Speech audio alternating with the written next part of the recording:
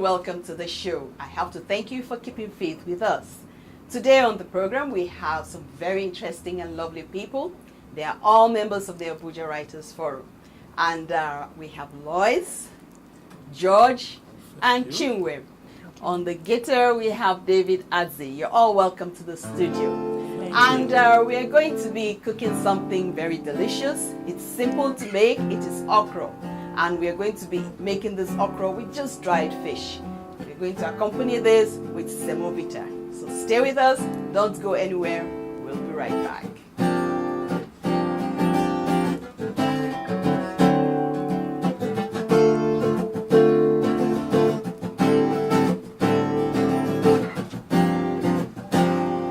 Alright, I'll tell you what we need to prepare this simple menu. We need the fresh okra. This one has been chopped. Well, this is what it looked like before we chopped it. We need pepper, blended with the dawa or iru. This is the dry version. So we blended the pepper and the iru, and this is what we got. We have seasoning cubes, crayfish, potash, salt, palm oil. We need semovita. And then dry fish. This is our main ingredients. So that's all we need for this menu. Pretty simple. We'll now start the cooking. We'll get this show on the way.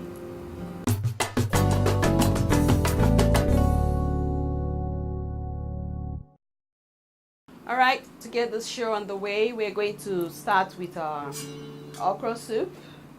First, I put some water in the pan.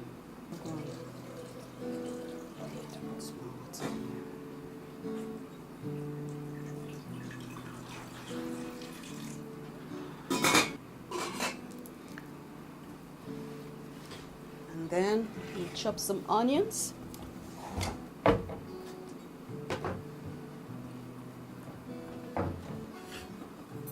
So as I said, pretty simple menu. The onions, I don't need a lot of this, half will do.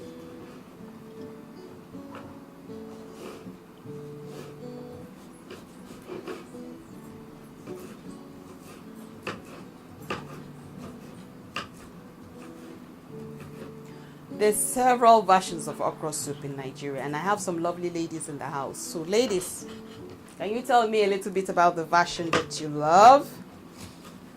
Chinwe, tell me, how do you cook okra? Yeah, I like cooking it with a little ugu. Add ugu to it. All right. And fish, but I like adding dry fish, but a little of I also add a little smoked fish. Okay. I like that the smoked fish flavor. Yes, that is really nice too. Yes, and I don't use dawa. I use okpei. Okay. Okay. You know, but you know, okpei is another kind of seed, right? Different from the locust bean seed. Yes. And it has a different flavor. It has a different flavor. Okay. Yes. All right. Well, we are keeping ours simple. The dawa is readily available. When you go to the market and start looking for those other special things like okpei and all that, it's like you're going into your specialized, or how can I say, the ethnic groups have the different seasonings. Yeah. Yes. Yeah. Okay. All right. But I think the commonest is dawa. Yeah. So, George, do you cook? I do.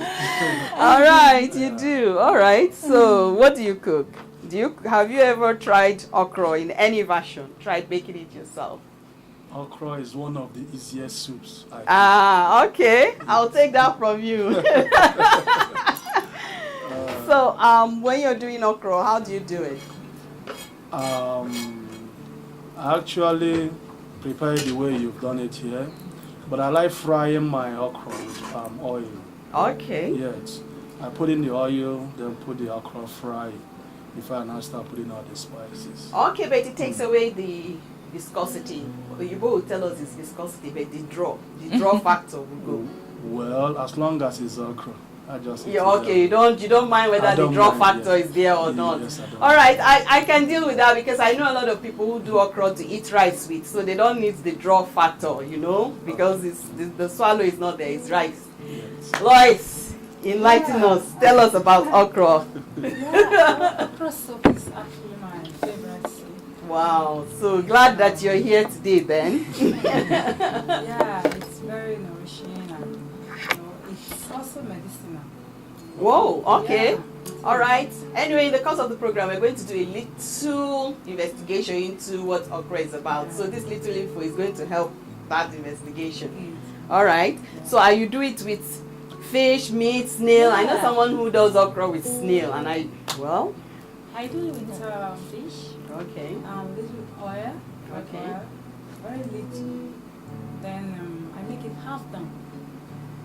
Yeah. Wow. So it And stays I- green, Yeah. really green. The bright green color stays. Yeah. All right, thank you all. Let me just quickly put together everything that we need because this is just a one-stop thing. We'll put everything in and then wash the fish, the last thing, and then the okra.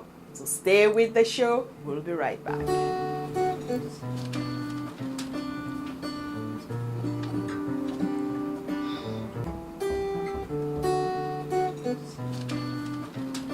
All right, the water with the onions has come to a quick boil.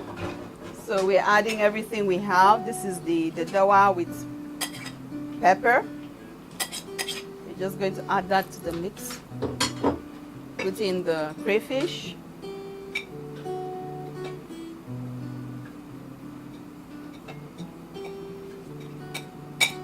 Crayfish is all in. Stir that a little bit. I use seasoning cubes sparingly, so I'm just going to start with 2. And some salt. A lot of people say salt interferes with the draw factor, but we don't want it without salt. We can't eat our okra without salt. Others say if you finish cooking the okra, when it cools down, then you add the salt, then it doesn't interfere with the draw factor. Well, I just add the salt from the beginning. I don't know if it makes any difference because usually it comes out with the draw factor anyway. Then palm oil.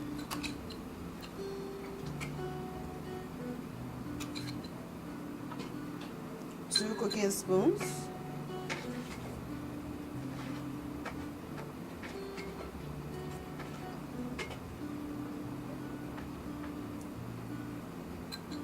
Let me just add a little bit more. So, 2.5 cooking spoons.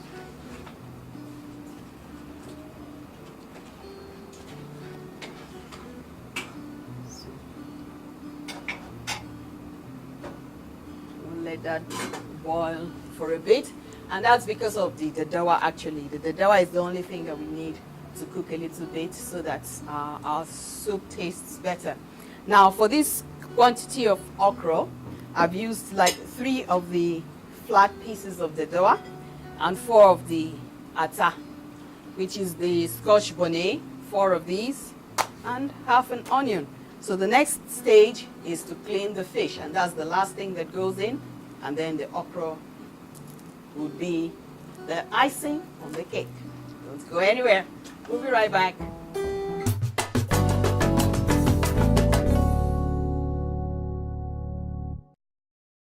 Okra or okra is a popular health food because of its high fiber, vitamin C, and folate content. It is also high in antioxidants and a good source of calcium and potassium. The products of the plant are mucilaginous. That results in the gooey, viscous, or draw characteristic. The entire plant is edible. The leaves can be cooked or eaten raw in salads. Okra can be fried, stewed, boiled, or even pickled. Depending on how it is being prepared, it can be chopped or left whole. In Africa, recipes abound from Egypt, Nigeria, Malawi, Tanzania, and Sierra Leone. It is also common in the Americas, the Caribbean, and Asia. Okra has other names such as gumbo, bamia, and ladyfingers. In northern Nigeria, it is sliced and dried as a way of preservation, and the dried okra is equally delicious.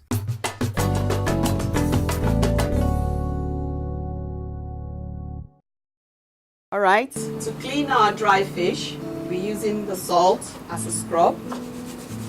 We do dry scrub, take off all the tiny grains of sand that you always find, especially on catfish, you know, because catfish has no scales, so it tends to take a lot of grit on its skin.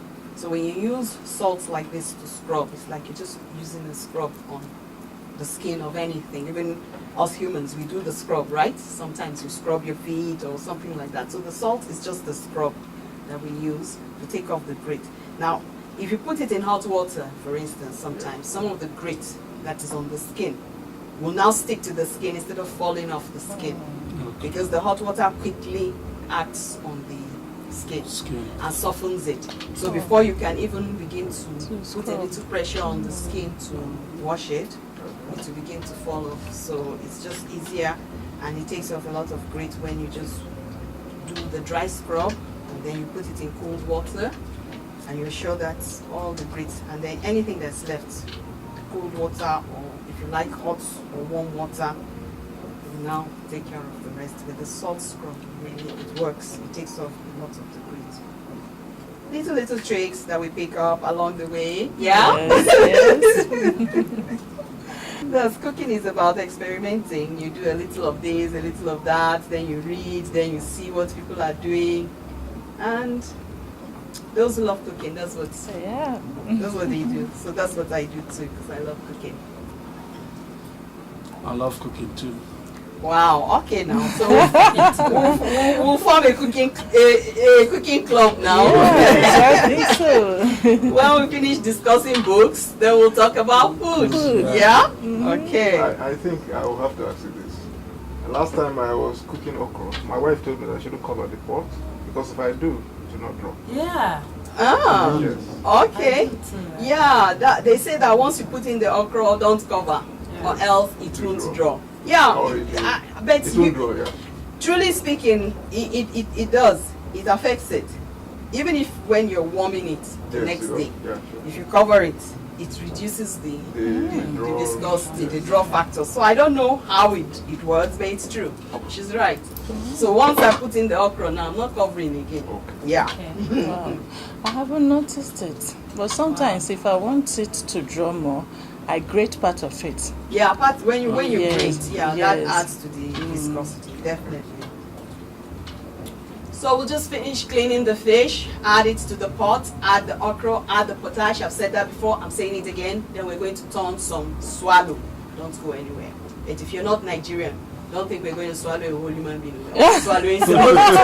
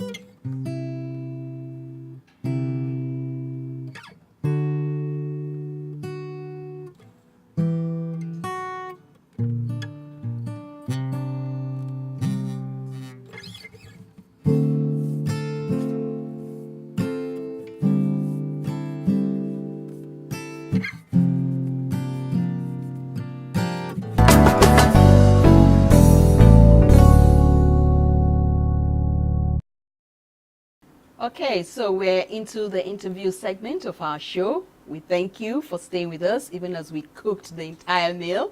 And to the lovely studio audience, I must say thank you for being so patient. Thank you. All right, for our interview segment, we have a very special guest. We have Dr. Iman Usman Shehu, and he is the president of Abuja Writers Forum. You know, as I said earlier, we have the writers in the house. Welcome, Doctor. Thank you, Edith. I think we'll have to clap for you. So, why is Abuja Writers Forum where it is today? Well, I think we are where we are today because of the cooperation of the members of the forum. Members have been very united, and they have keyed into the vision of the forum, which is to ensure there is a platform for empowering writers so that they can write properly and tell their stories properly. But I have to backtrack and ask you, who is a writer? Well, a writer is anybody who puts down an idea on paper or today on his laptop or iPad and develops that idea consistently. So a writer would, and also gets published in the process. Okay, getting published is a very essential It's critical part because of the story. many of us can write and put them in our drawers, and that doesn't qualify us as writers. Writing is about communicating. So if we write and people don't read what we have written, then we haven't communicated, and we wouldn't be called writers. Is there a push within the forum to get everyone who writes to publish? Well, we've been encouraging people to see that they get published, because there's no point going for workshops, putting things down at the critic session and reading them, and then you're just accumulating material. It's like somebody who eats a lot and gets constipated. So you have to you have to get all that out. And so we've encouraged people, especially this year, to ensure that they get published, because it encourages the individual. If the individual sees his or her name on the spine of a book, and then, of course, when people read and then interrogate you on your ideas, that's encouraging. But the most important thing is to see your name on the spine of the book. For me, that was why I got interested in writing. I mean, I just sat down one day and I said, William Shakespeare, he's dead, but look at his name on the book. And then you name them. You know, all their names, they are dead, but their names are on the spines of their books. Okay. Do you have to be brave to allow people look at your work and even think that someone might see this and be interested in this? It takes a lot of courage. If you're a serious writer, it takes a lot of courage, because people can, if you get the wrong set of people to look at your work, they could damage your work. They could even stop you from writing. I know I had that experience in secondary school, that I gave my then collection of poems to a tutor to look at, and his comments were not encouraging. And for a period, I couldn't write, because I didn't have the. I think he didn't encourage me. He just made me feel as if I was just writing rubbish. Wow. But then about a year later, I met another lecturer who looked at the same material, and was fascinated. In fact, went and got an old anthology of poems and gave me. So it takes a lot of courage, because if you don't meet the right person to critique your work, it could be damaging. All right. So we have members of the forum in the house. Yes. And I think some have been published. Yes. Who amongst them has been published? Well, Lois has been published. Okay. Can we give her a round of applause? And would you say, have being a member of the AWF helped her get published? One thing that helped her, I think she imbibed the needful attitude of getting your work properly edited. So I think that helped because a lot of people write and they think editing is not necessary, and I think her work benefited a lot from that critical aspect of book production. All right. So before we let you go, we also have to talk about a very important event that happens on your calendar monthly, which is the guest writer session. Yeah. So how did that start, and what is the result? What is the output? There's an input and then there's an output. Well, what's the output from that? The output is that even though our vision is to create a platform for people to help themselves build their skills, there's also the need for interacting with other writers, especially the published one. The guest writer session essentially is a platform for published writers. And so a published writer comes, or published writers come, and they read their work, they interact with the audience and other writers. And the idea is that in one way encourages writers that are not published to get published. And then it also encourages the published writer to hear people reacting to his or her work, which is very important. Good for the feedback. Yes, it's good for the feedback. And because we don't have a good marketing structure in the country, it's also a form of marketing the author's book. All right. So I'm not going to ask you if you like reading. Do you like music? Do you like movies? What else do you do when you're not reading a book or writing something? Well, I like music. I think I would have been a musician if my parents hadn't intervened quite early. I like movies. I also would have been a film producer if I hadn't taken another decision. Long before Nollywood, my dream was to be one of the foremost Nigerian movie directors. Okay. And so you just love the arts generally? Yeah, generally, yeah. I grew up in an environment where one was being stimulated all the time by various aspects of the arts and even the sciences. So you've not stopped influencing that sphere, have you? No, I have not. All right. So thank you so much. Sometimes you do strum the guitar, right? Yes. All right. Thank you. Thank you for coming Thank you so on the much. show. We Thank you. appreciate, and believe me when I say that Dr. Imanchi, who has been a great influence on me in my writing, Wow. and I do not know when I'll be published, but I do know that being a member of the Abuja Writers Forum has impacted on me. So thank you all. Thank you very much for coming on the show. All right, we have okra soup waiting with lots of fish inside. We have semovita, so we can't wait any longer. We have to let doctor go so that we can go and eat that food.